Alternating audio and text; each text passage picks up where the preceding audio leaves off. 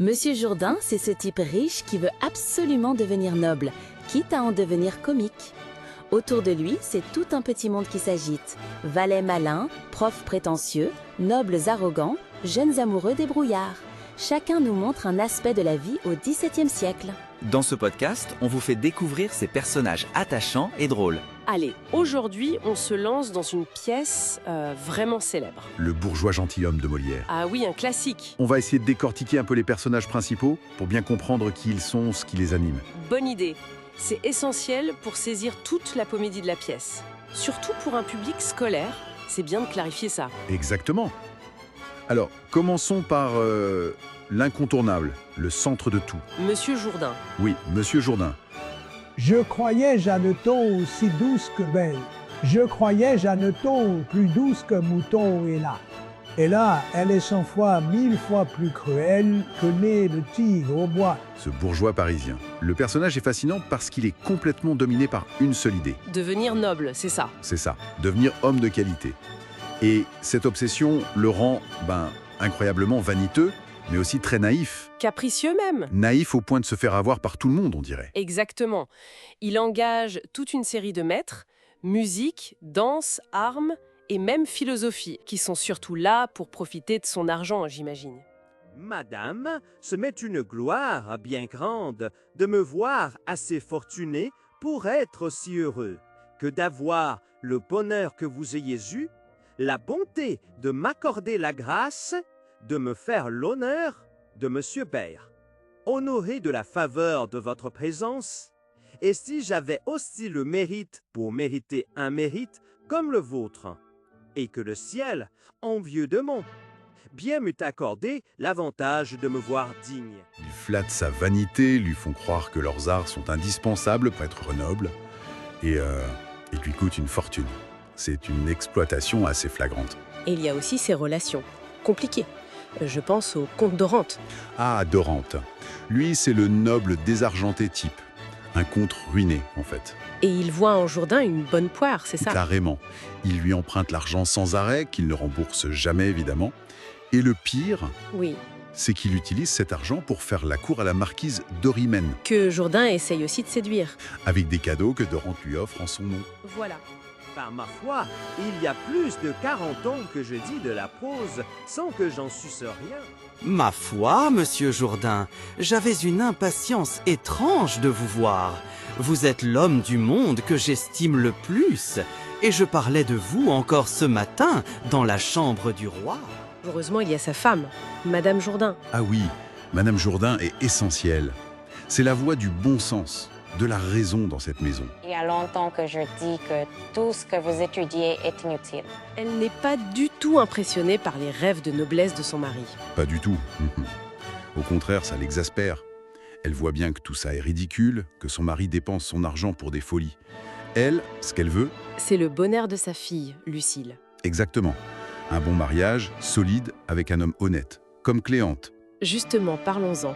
Lucille et Cléante sont amoureux, mais Jourdain refuse le mariage. Oui, et la raison est simple. Cléante n'est pas noble. C'est l'obstacle majeur. Monsieur, la plupart des gens sur cette question n'hésitent pas beaucoup. On tranche le mot aisément. Ce nom ne fait aucun scrupule à prendre, et l'usage aujourd'hui semble en autoriser le vol. Pour moi, je vous l'avoue, j'ai les sentiments sur cette matière un peu plus délicats.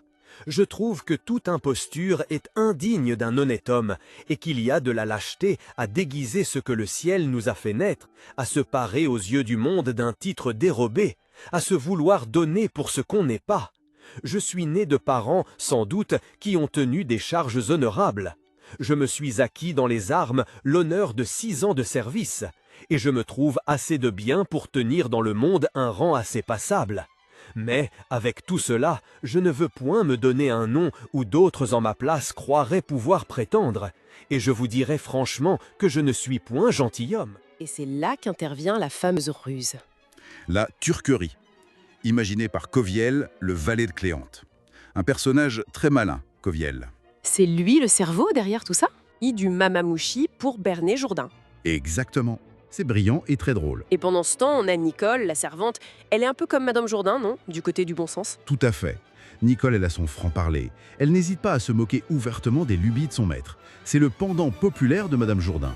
Et elle est amoureuse de Covial, d'ailleurs. Oui, ils forment un couple de serviteurs malins et pragmatiques, loin des prétentions de Jourdain. Reste Dorimène, la marquise. Elle est un peu prise au piège, non? Disons qu'elle est courtisée par Doran, elle est veuve, et Doran mène bien sa barque, si on peut dire.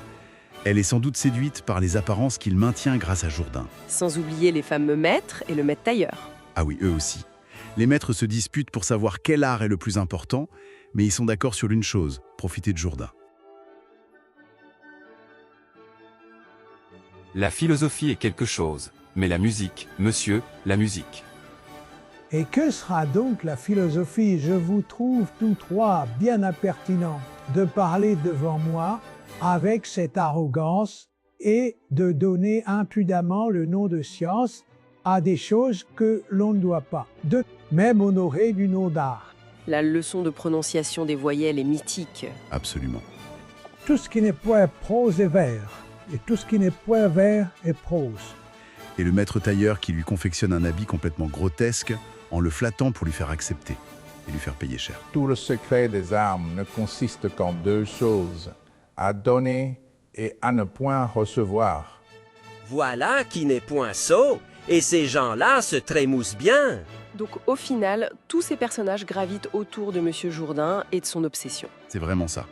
L'ambition démesurée de Jourdain est le moteur comique de la pièce. Elle révèle la cupidité des uns, le bon sens des autres et la ruse des amoureux. Certains en profitent, comme Dorante et les maîtres, D'autres tentent de le raisonner, comme sa femme et Nicole. et d'autres encore, comme Cléante et Coviel, utilisent sa folie pour arriver à leur fin. C'est une mécanique parfaitement huilée par Molière. En résumé, on a donc ce bourgeois vaniteux et naïf, entouré d'une galerie de personnages. Profiteur, voix de la raison, amoureux ingénieux. Et tout ça pour une critique finalement très acérée de la vanité humaine, de l'importance des apparences, du désir de paraître autre chose que ce que l'on est. Une critique qui résonne encore aujourd'hui peut-être. Ah, ça c'est une bonne question. Ce désir de Monsieur Jourdain de changer de classe sociale, de s'acheter une identité, est-ce que ça ne nous dit pas quelque chose sur notre propre époque, avec l'obsession de l'image, du statut sur les réseaux sociaux par exemple? Une question à méditer.